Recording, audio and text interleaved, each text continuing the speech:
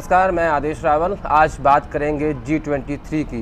G23 का कांग्रेस का भूत है जो बार बार बाहर आता है और एक बार फिर वो बाहर आ गया, लेकिन इस बार बाहर आया है कपिल सिब्बल के एक डिनर के ज़रिए। दरअसल ये डिनर डिप्लोमेसी है क्या और क्यों राहुल गांधी का नाश्ता और कपिल सिब्बल का डिनर आजकल चर्चा में है, इस पर बात करेंगे और साथ साथ बताएंगे आपको कि विपक्षी पार्टी के किस नेता ने ये कह दिया कि गांधी परिवार के बिना हम 2024 में मोदी से लड़ लेंगे और उसके बाद क्या क्या रिएक्शंस आए, कांग्रेस के नेताओं ने क्या कहा, बाकी नेताओं ने क्या कहा, आज इस पर चर्चा होगी। लेकिन सबसे पहले जान लीजिए कि कपिल सिब्बल के इस डिनर का क्या रिश्ता है राहुल गांधी के ब्रेकफास्ट के साथ। दरअसल मॉनसून सत्र में राहुल गांधी ने एक कोशिश की कि विपक्षी पार्टियों को इकट्ठा किया जाए पेगासस, किसान और महंगाई के मुद्दे पर। तो पिछले हफ्ते राहुल गांधी ने दिल्ली के कॉन्स्टिट्यूशन क्लब में एक नाश्ते पर विपक्षी पार्टियों के लोगों को बुलाया और वहाँ पे सब लोग आए भी, छोड़ के आम आदमी पार्टी को।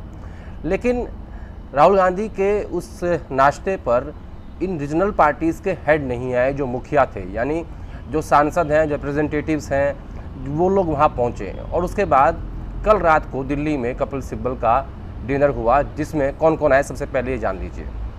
शरद पवार, लालू यादव, अखिलेश यादव, ओमर अब्दुल्ला, टीएमसी के डेरेक ओब्रेन, टीएमसी से कल्याण बनर्जी, सीताराम येचुरी, डी राजा, आम आदमी पार्टी से संजय सिंह, संजय राउत शिवसेना से, डीएमके से त्रुचि सिवा और बीजेडी से पिनाकी मिश्रा और अकाली दल से नरेश गुजराल। बीएसपी यहाँ पे भी नहीं आई और राहुल गांधी के नाश्ते में भी नहीं आई थी, यानी मायावती ने अपनी दूरी दोनों ही पार्टियों से बनाकर रखी हुई है। लेकिन इन सब में अलग क्या था, वो सबसे महत्वपूर्ण ये है कि कपिल सिब्बल के डिनर में 4 पार्टियां एक्स्ट्रा आई। वो पार्टियां कौन सी थी जिनका जो अभी तक सामने नहीं आई थी? उसमें अकाली दल से नरेश गुजराल, बीजेडी यानी नवीन पटनायक की पार्टी भी उसमें डिनर में शामिल हुई और टीडीपी से चंद्रबाबू नायडू की पार्टी से उनके रिप्रेजेंटेटिव उस डिनर में आए। और सबसे महत्वपूर्ण जगन रेड्डी वाईएसआरसीपी से भी उनके रिप्रेजेंटेटिव इस डिनर में पहुँचे। लेकिन ख़ास बात ये थी कि कपिल सिब्बल के डिनर में इन तमाम पार्टियों के मुखिया पहुंचे। तो अब बड़ा सवाल ये उठता है कि राहुल गांधी के साथ जो विपक्ष चल रहा है और कपिल सिब्बल के डिनर में जो विपक्ष आया है, इनमें से असली विपक्ष है कौन सा जो 2024 में प्रधानमंत्री मोदी को चुनौती देने वाला है। इस डिनर में क्या महत्वपूर्ण रहा कि कपिल सिब्बल के डिनर में G23 के तमाम नेताओं को इन्वाइट किया गया था और लगभग सब आए भी, जिसमें गुलाम नबी आज़ाद, भूपेंद्र सिंह हुड्डा और 2 एंट्री नहीं थी, पी चिदम्बरम और उनके बेटे कार्ति चिदम्बरम, जो पहले G23 में नहीं थे लेकिन इस बार इस डिनर में ज़रूर पहुंचे।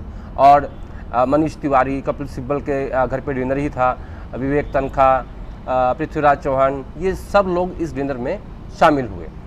अब आगे क्या हुआ कि अकाली दल के जो नेता हैं नरेश गुजराल, उन्होंने ये कह दिया कि हम गांधी परिवार के बगैर 2024 का चुनाव लड़ने जा रहे हैं, यानी विपक्ष जो इकट्ठा हुआ है उसमें से गांधी परिवार को माइनस कर दीजिए। जिसके बाद कांग्रेस पार्टी के किसी भी नेता ने इस बात का ना तो विरोध किया और ना ही समर्थन किया और ना ही विपक्षी पार्टियों के नेताओं ने इसका समर्थन किया या विरोध किया।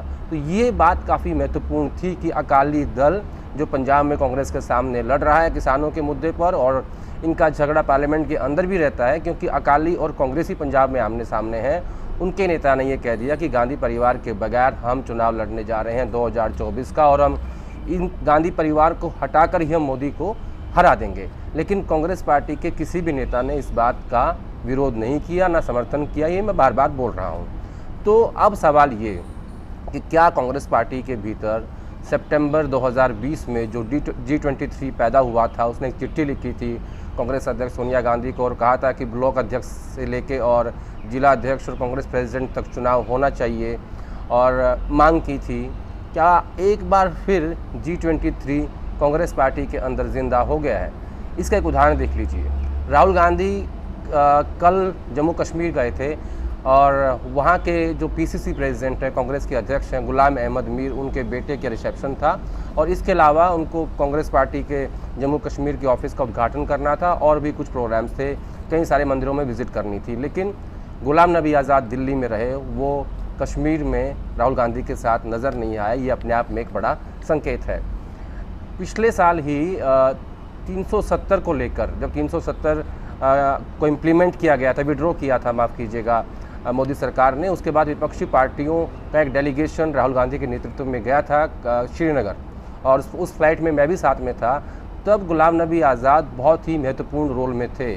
उन सब नेताओं को साथ लेकर चलना विपक्षी पार्टियों के, क्योंकि वो उस वक्त राज्यसभा में विपक्ष के नेता थे, और राहुल गांधी के नेतृत्व को स्टैब्लिश करने में गुलाम नबी आज़ाद का काफ़ी महत्वपूर्ण रोल था। लेकिन अब वो कल रात को इस G23 के डिनर में मौजूद थे, लेकिन कश्मीर में राहुल गांधी के साथ नहीं थे। अब बड़ा सवाल ये है कि विपक्ष है क्या? वो विपक्ष जो राहुल गांधी के नाश्ते पर जाता है, या फिर वो विपक्ष जो G23 यानी कपिल सिब्बल के डिनर में पहुंचता है? ये अपने आप में एक बड़ा सवाल है जो इस वक्त विपक्षी पार्टियां के सामने चुनौती है, और ख़ासतौर पर राहुल गांधी के सामने। और सबसे महत्वपूर्ण सवाल ये कि क्या राहुल गांधी के सामने G23 अभी भी खड़ा हुआ है? सबसे महत्वपूर्ण सवाल ये कि क्या राहुल गांधी के सामने G23 का जो भूत है वो अभी भी खड़ा हुआ है, क्योंकि राहुल गांधी उनकी बात मानने के लिए तैयार नहीं है, और G23 राहुल गांधी की बात मानने के लिए तैयार नहीं है। क्योंकि जो जो उनकी मांगे थी अभी तक उनके ऊपर सुनवाई तो हुई, और जो पिछले 5 राज्यों के चुनाव आए थे उसमें पृथ्वीराज चौहान को, मनीष तिवारी को, कई सारे नेताओं को इन्वॉल्व किया गया, तो तब लगा कि हो सकता है कि ये ग्रुप डिसमेंटल हो गया हो। लेकिन इस डिनर ने G23 की चुनौती एक बार फिर गांधी परिवार के सामने खड़ी कर दी है। इसको कैसे टैकल करना है ये एक दूसरा विषय है, लेकिन इस वक्त सबसे महत्वपूर्ण विषय ये है कि राहुल गांधी के साथ जो विपक्ष है, क्या उसको विपक्ष माना जाए, या कपिल सिब्बल के डिनर में जो इन रीजनल पार्टीज़ के मुखिया पहुँचे इसको विपक्ष माना जाए? ये अपने आप में एक बड़ा सवाल है।